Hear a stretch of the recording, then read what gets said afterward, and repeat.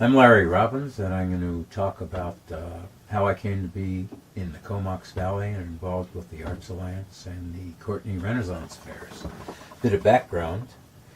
I grew up in Philadelphia, was a rebellious kid, dropped out of high school, kicked around for a while, then got drafted and got out of the Army with a GED, and my parents pushed me to go to a liberal arts college. After a year of that, I didn't see any relevance and decided to get some backpacking gear and hitchhike across Canada. This is the summer of '70, and I started out in Nova Scotia and had the idea of living in the wilderness of the Canadian Rockies, and got out to Banff and got rained on every day for a couple of weeks. Had met a guy there named Bryce who lived in Vancouver, so I went out to Vancouver and visited him for a while.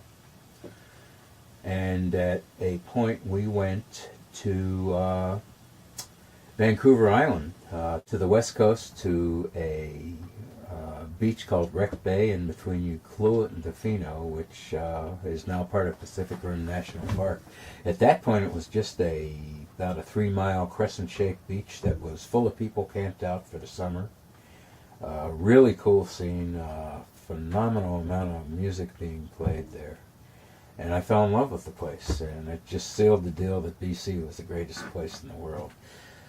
That winter I went back down to the States, and next summer found me coming back to British Columbia. And I hooked up with Bryce again in Vancouver, and by fall we decided to go up to the Northwest Territories to work.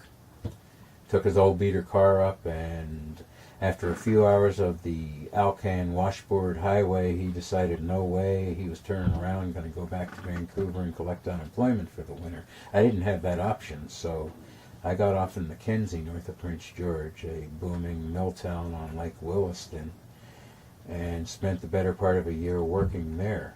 While I was there, I met Don and Joni Jobin with their kid Jody. Also Dan and Judy Menard with their kid. Both of whom I would again see in the Comox Valley. Well, Don and Joni got in touch with me and said they were out in Courtney and it was beautiful out here and come visit. They had rented a farmhouse on Dove Creek Road, and I did come and visit and stayed for a while. It was this dirt cheap farmhouse for $35, and I think I paid $10 to rent a room, and went off commercial fishing in the summer of '74, salmon troller out of Ucluelet.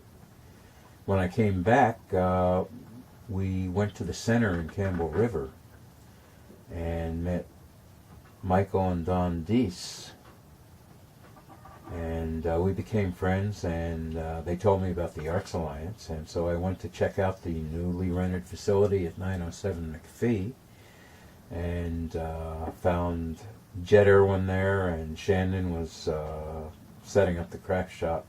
Jed had this phenomenal talent for being a neutral facilitator.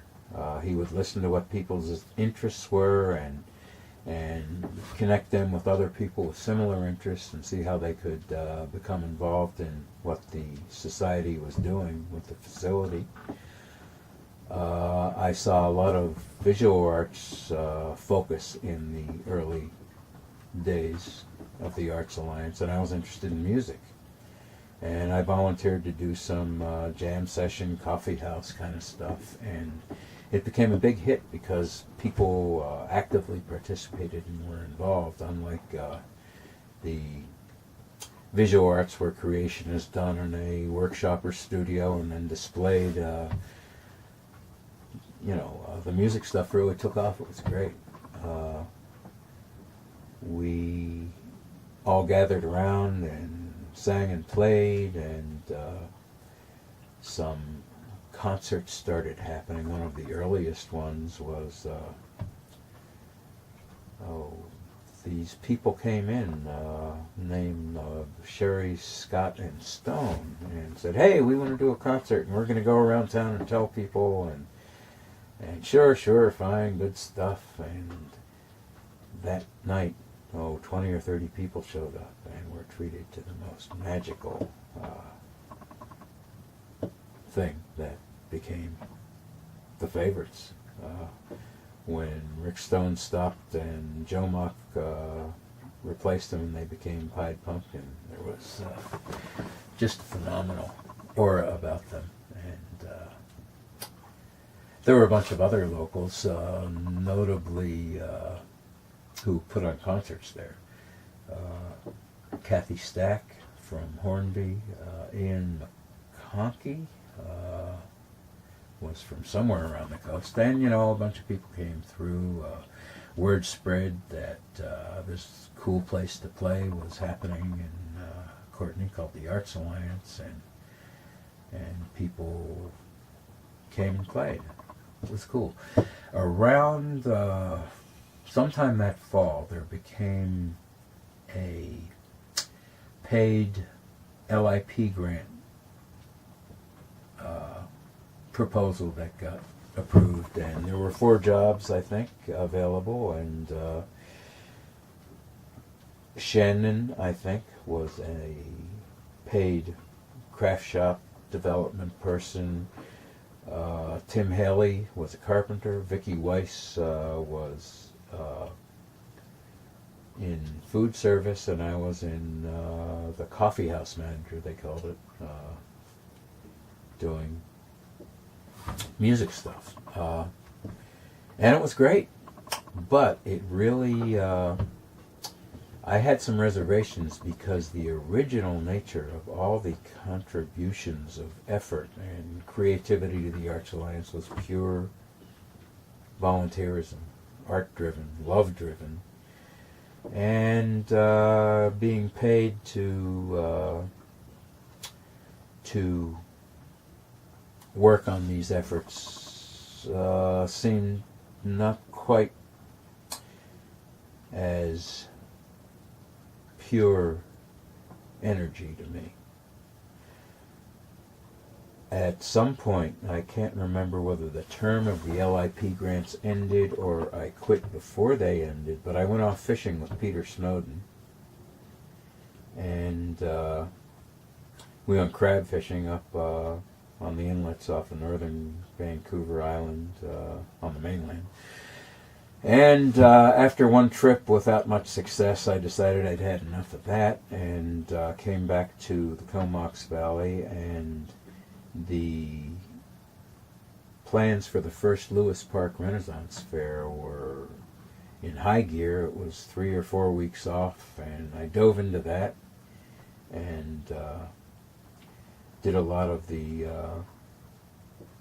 organizing of the performance music aspect of that, and it was great. It was like this amazing opportunity to pour all the energy one could summon into this collective thing, and it was surprisingly successful, very empowering to me. Some people felt burned at the end. I was ready to do it again. And in fact, I think that very same summer there was an effort of traveling to different small communities and small outlying islands in the Georgia Straits, and I think there were some more LIP grants for that, and I was asked if I wanted a position, and I said no, I wanted to hang around the Comox Valley, and wound up going to a lot of those things anyway. There was a core group of people who put these things on, and they were cool. They were very cool. The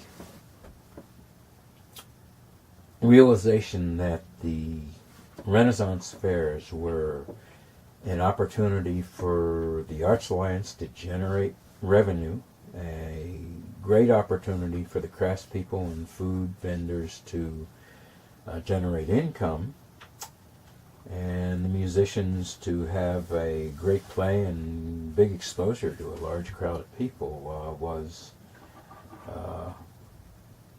really cool. We did 2 more fairs in Lewis Park, And then, as I remember it, the city told us we were getting too big to be downtown and suggested that we go to headquarters, to the fairgrounds on Headquarters Road. And my impression was we were disappointed that we lost the downtown in the middle of things venue for the fairs, but it turned out that there was lots of room to expand and do whatever we wanted out at the fairgrounds, and it was probably a good idea. The work I did with the Arts Alliance seems to me to have been the most creative thing I've ever been involved in. It was really something special.